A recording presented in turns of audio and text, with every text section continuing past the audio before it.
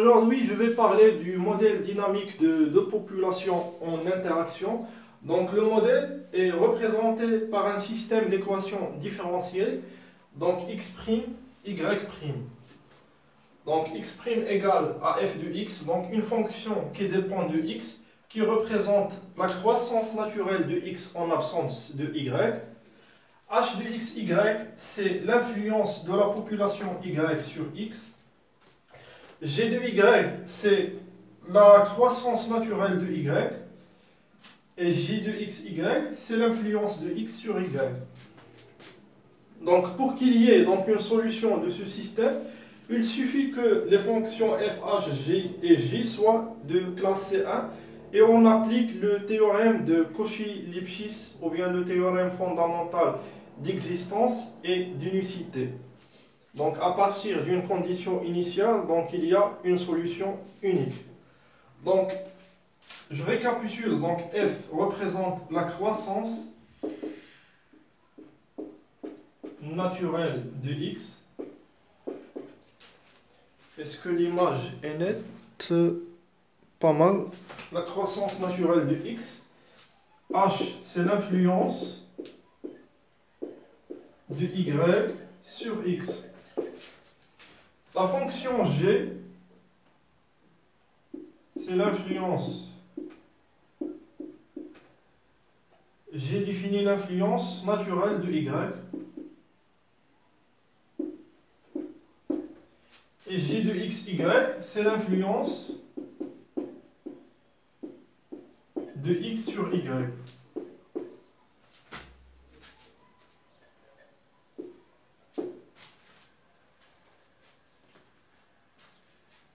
Donc, je vais vous donner donc un exemple de croissance naturelle.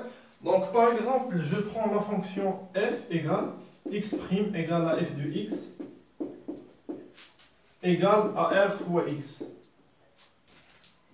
Comme le modèle de proie prédateur, donc ici, nous avons x' égale à r fois x. Donc, je parle du modèle original parce que après ça a été corrigé par le modèle logistique. Donc, x' égale à r fois x. Ici, moins my. Et ici, donc, les fonctions h et j. Donc, je ne me rappelle pas de h et j. Donc, on va traiter après le modèle, donc à part. Donc, si je prends x' égale à f de x égale à r de x, donc r égale, c'est n moins m. N, c'est le taux de natalité.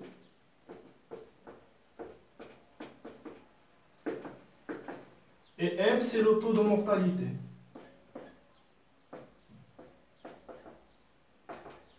Donc, si N est supérieur à M, la population va croître exponentiellement.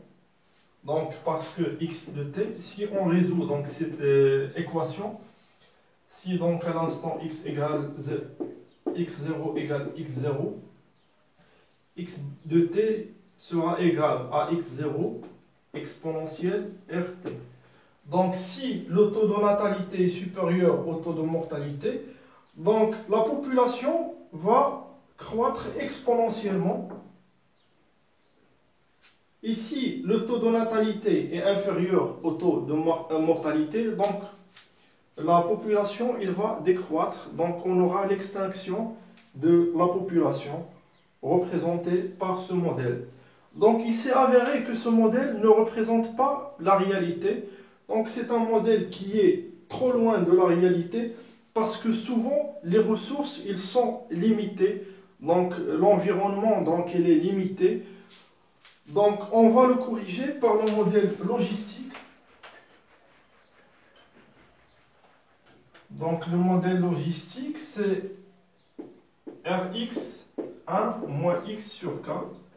Avec R, c'est le taux de croissance. C'est N, le taux de natalité moins la mortalité. Et K, c'est la capacité limite du milieu. Donc, ce modèle, il est bien. Donc, il représente la réalité. Donc, si donc, la population d'effectifs x de t croît donc avec une ressource limitée, donc on choisira, il vaut mieux travailler avec le modèle logistique. C'est un modèle qui est très bien. Ici, par exemple, la population Y qui est représentée par l'effectif Y de T. Donc, si la population est caractérisée par une mortalité naturelle de taux de croissance M, donc on choisira G de Y égale à moins M fois Y. Donc, si X, je récapitule, donc évolue avec des ressources limitées, donc on choisit il vaut mieux modéliser avec le modèle logistique. Donc, il est très bien. Et si Y donc, est caractérisé par exemple par un taux de mortalité constant qui est M, donc je prends G de Y égale moins M fois Y. Donc je vais vous donner donc un exemple.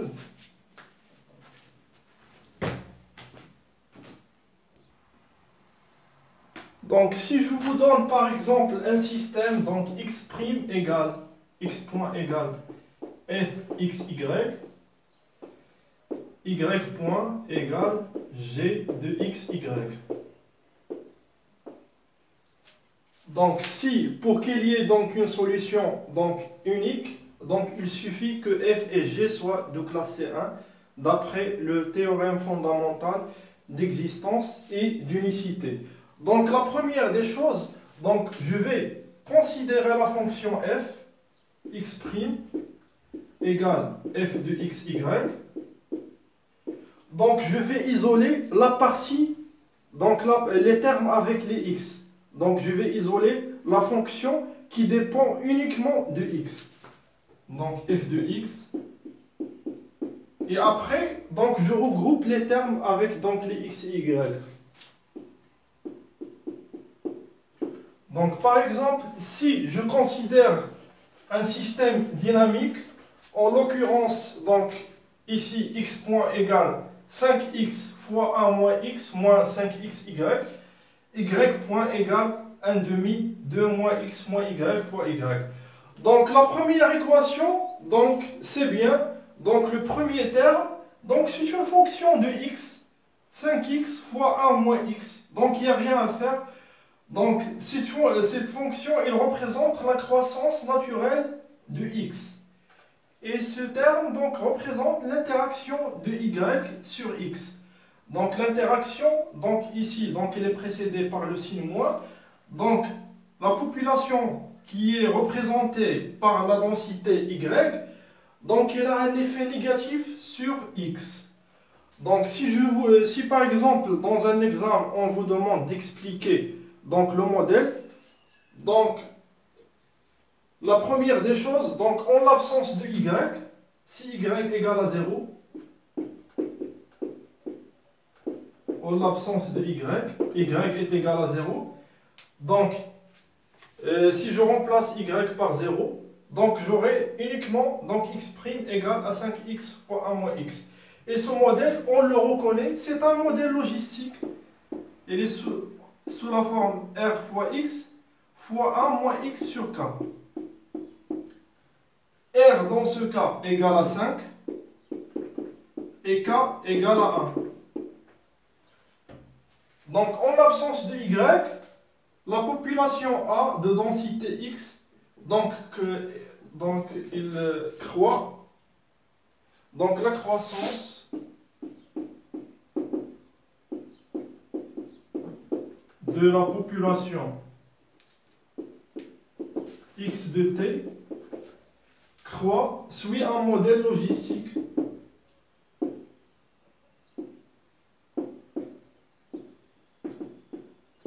avec un taux de croissance R est égal à 5 et K égale à 1. Donc ici, K égale à 1. Et attention s'il vous plaît, ici, donc il faut mettre en évidence le 1.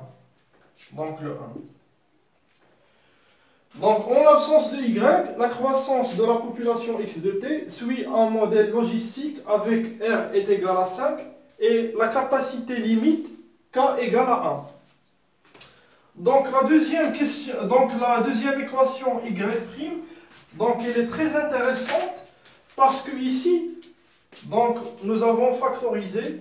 Donc, il faut isoler la partie donc, qui représente la croissance naturelle de y. Et après, donc, on va mettre le reste de l'autre côté. Donc, y' égale 1 demi fois 2 moins x moins y fois y. Donc, 1 demi 2 moins y moins x fois y. 1 demi 2 moins y fois y moins 1 demi x fois y.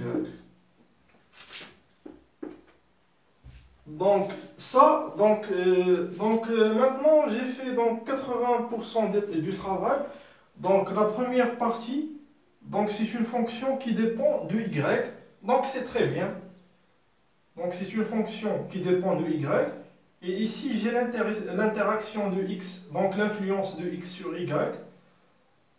Donc cette fonction, donc est-ce qu'il suit le modèle logistique? Donc c'est non. Pourquoi? Parce que ici j'ai un 2. Donc le modèle, on le reconnaît sous la forme Rx fois 1 moins x sur k.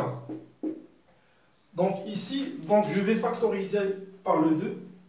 Donc c'est 2 sur 2 fois 1 moins y sur 2 fois